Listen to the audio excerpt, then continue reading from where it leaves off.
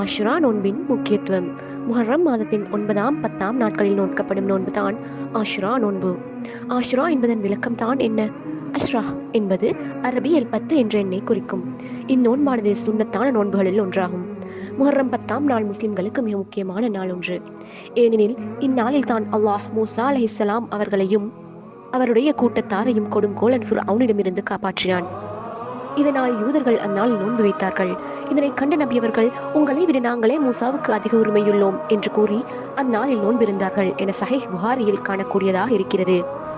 நபி ஸல்லல்லாஹு அலைஹி வஸல்லம் அவர்கள் யூதர்களைப் போலவே ஆகாமல் வேறுபட்ட முறையில் நோன்பிருக்க சொல்லித் தந்த வழிமுறைதான் முஹர்ரம் 9, 10ஆம் நாளில் அல்லது முஹர்ரம் 10, 11ஆம் நாட்களில் நோன்பு வைப்பது.